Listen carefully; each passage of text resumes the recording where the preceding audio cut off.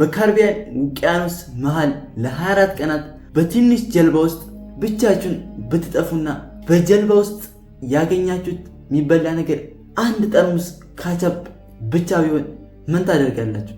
ይህ ሰውዬ ግን ለ24 ቀናት በህይወት የቆየው ያንን ካቻፕ እየተጠቀመ ነበር ያለምንም ተጨማሪ ምግብ። ስሙ ኤልቪስ ፍራንሶ ይባላል።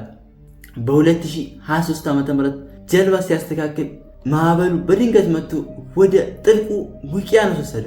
ምንም አይነት ተጨማሪ ምግብ ሳይቀምስ በካቻፕና በነጭ ሽንኩርት ዱቄት ብቻ ለ24 ቀናት ታግሎ ህይወቱን ካተረፈ በኋላ ታሪኩ ዓለምን አስገርሟል።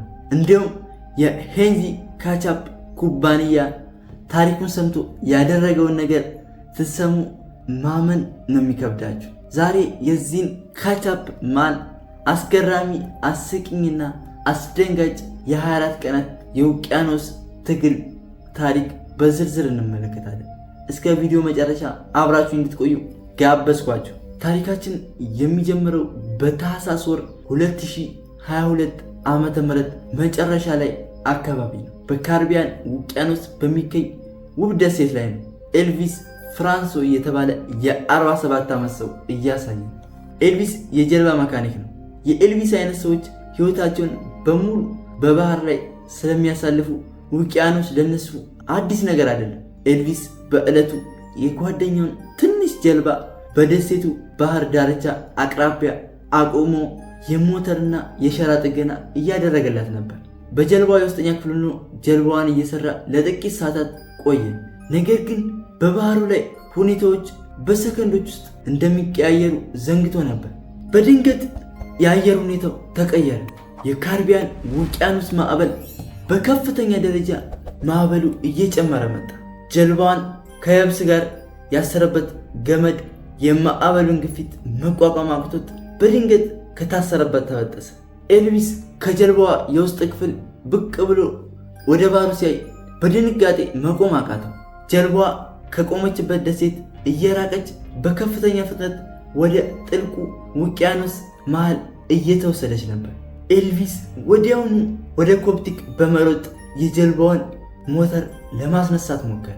ነገር ግን ኢማጂን ሞተሩ በግማሽ ተፈቶ ስለነበር ምንም አይሰራ፣ ለጥገና ማለት ነው።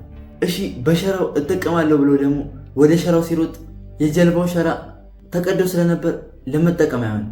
በመጨረሻም ስልኩን አውጥቶ ወደ ጓደኞቹ ለመደወል ሞከረ። ነገር ግን ከደሴቱ ጥቂት ኪሎ ሜትሮች እየራቀ ሲሄድ የሞባይል ኔትወርኩ ሙሉ በሙሉ ጠፋ። ኖ ሲግናል ማለት ጀመረ ስልኩ። ኢማጅን ሞተር የለም፣ ሸራ የለም፣ ኔትወርክ የለም። ዙሪያው ደግሞ በውቅያኖስ ውሃ ተከቦ ብቻውን ቀረ። ኤልቪስ ለሰዓታት ያህል በጀልባዋ ላይ ሆኖ እባካችሁ እርዱኝ እያለ ቢጮህም በዙሪያው ከነፋሱና ከማዕበሉ ድምፅ በስተቀር የሚሰማውም የሚያዳምጠውም አንድም ሰው አልነበር።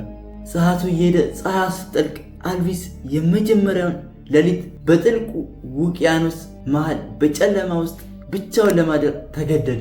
በሁለተኛው ቀን ጠዋት ላይ ኤልቪስ ረሃብና የውሃ ጥም ይሰማው ጀመረ። ያው ሰውም አይደል። በጀልባዋ ኪችን ውስጥ የሚበላ ነገር መፈለግ ጀመረ። ጓደኛው ድንገት ምግብ ካዘጋጀ ብሎ ተስፋ አድርጎ ኪችን ውስጥ መፈለግ ጀመረ። ነገር ግን በዛ ኪችን ውስጥ ያገኘው ነገር አንድ ትልቅ ጠርሙስ ካቻፕና አንድ ትንሽዬ የነጭ ሽንኩርት ዱቄት ፓውደር ብቻ ነበር እንጂ ሌላ ተጨማሪ የሚበላ አንድ ምግብ በጀልባ ውስጥ አልነበር። እነዚህ ያገኛቸው ምግቦች ግን ለማባያነት እንጂ ብቻውን ለመብላት አይሆንም። ምንም አይነት ፓስታ፣ ሩዝ፣ የታሸገ ስጋ ወይም ንጹህ የመጠጥ ውሃ ጀልባ ውስጥ አልነበር። ይህም ብቻ የተመገቡ መቆየት ደግሞ በጣም አስቸጋሪ ነው። ኤልቪስ ግን ተስፋ አልቆረጠም። በሰውነት ውስጥ ካሎሪ እንደሚያስፈልገው ስለሚያውቅ አንድ ጥበብ ፈጠረ። በየቀኑ ጠዋትና ከሰዓትና ማታ አንድ የሻይ ማንኪያ ካቻፕ ከጥቂት ነጭ ሽንኩርት ዱቄት ጋር በማቀላቀል ከዝናብ በሚወርደው ውሃ ሰብስቦ በጥብጦ ይጠጣ ነበር። ይሄ ድብልቅ እጅግ የሚያስጠላ ጨዋማ ቢሆንም ኤልቪስን ግን ከራብ አድኖታል። ለ24 ቀናት ያህል ዋና ምግቡ ይሄ የካቻፕ ሾርባ ብቻ ነበር። በካሪቢያን ውቅያኖስ መሃል መኖር ግን የምግብ ችግር ብቻ አልነበር። ዋናው ፈተና ተፈጥሮ ነበረች። በየቀኑ ማለት ይቻላል ከባድ የካሪቢያን አውሎ ንፋስ እና ዝናብ ይጥል ነበር። የዝናብ ውሃ ጀልባዋን በከፊል ይሞላታል። ጀልባዋ እንዳትሰጥም ኤልቪስ ሌሊቱን ሙሉ በትንሽ ባልዲ ውሃውን እየቀዳ ወደ ውቅያኖሱ መድፋት ነበረበት። ለአንድ ሰዓት እንኳን እንቅልፍ ቢወስደው ጀልባዋ በውሃ ተሞልታ ትሰጥም ነበር። አልቪስ በዚህ ሁላ ችግር ሆኖ ከቀናት በኋላ ሰውነቱ እየከሳ በቫይታሚን እጥረት ምክንያት ሰውነቱ እየደከመ መጣ። በዙሪያው የሚያየው ነገር የጠቆረ የውቅያኖስ ማዕበሎችና አልፎ አልፎ የሚያልፉ የሻርኮችን ክንፎች ብቻ ነበር። አልቪስ ተስፋ እንዳይቆርጥ ያደረገው ነገር ግን አንድ ነገር ነበር። በየቀኑ ስለ ቤተሰቦቹ ማሰቡ ነበር። ይህንንም በግልጽ ከተረፈ በኋላ መግለጫ ሲሰጥ የተናገረው ንግግር ነው። አልቪስ እዛ ጀልባ ውስጥ ሆኖ ቀናቶች ሄዱ። 10 ቀናት፣ 15 እያለ 20 ቀን ላይ ደረሰ። በ24ኛው ቀን ግን አልቪስ የመጨረሻውን የካቻፕ ጠርሙስ ጨረሰ። በሕይወት የመትረፍ ቻንሱ እየመነመነ መጣ። ነገር ግን ኤልቪስ አንድ ነገር አደረገ። የቀረችውን ካቻፕ በመጠቀም በጀልባዋ የላይኛው ክፍል ላይ በትልቅ ጽሑፍ ሄልፕ ብሎ ጻፈ። እንዲሁም በእጁ የነበረችውን ትንሽዬ መስታወት በመጠቀም የፀሐይ ብርሃን ወደ ሰማይ ማንጸባረቅ ጀመረ።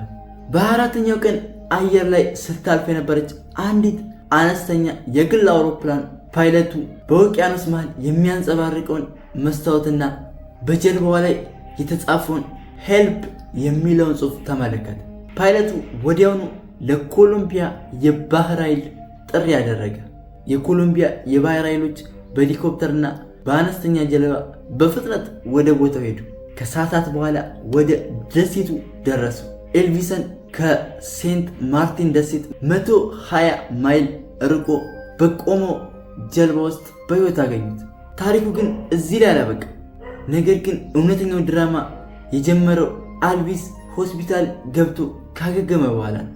የኤልቪስ ታሪክ በዓለም አቀፍ ሚዲያዎች ቢቢሲ ላይ፣ ሲኤንኤን፣ ፎክስ ኒውስ ላይ ሲሰራጭ የሄንዚ ካቻፕ ኩባንያ ታሪኩን ሰማ። የኩባንያው ገበያ አዳራሾች ሁሉ በኤልቪስ ታሪክ መነጋገሪያ ሆነ። የኩባንያው ባለቤቶች ይህ ሰውዬ በነፃ ትልቅ ማስታወቂያ አድርጎልናል ይሉና እኛ ደግሞ ለሱ አዲስ ጀልባ ስጦታ ልንገዛለት እንፈልጋለን አሉ። ነገር ግን አልቪስ የት እንዳለ ማወቅ አልተቻለም ነበር። ሄንዚ ኩባንያ በኢንስታግራም፣ በትዊተር ገጻቸው ላይ ኤልቪስን ፈልጉንን የሚል ትልቅ ፍለጋ ዘመቻ ከፈቱ። በመጨረሻም በየካቲት ወር 2023 ዓ.ም ኤልቪስን ማግኘት ቻሉ እና ዘመናዊ በጂፒኤስ እና በቴክኖሎጂ የተሰራች አዲስ የባህር ጀልባ በስጦታ አበረከቱለት። አንድ የካቻፕ ጠርሙስ የሰውን ሕይወት ያድናል ብሎ ያሰበ ማንም አልነበር።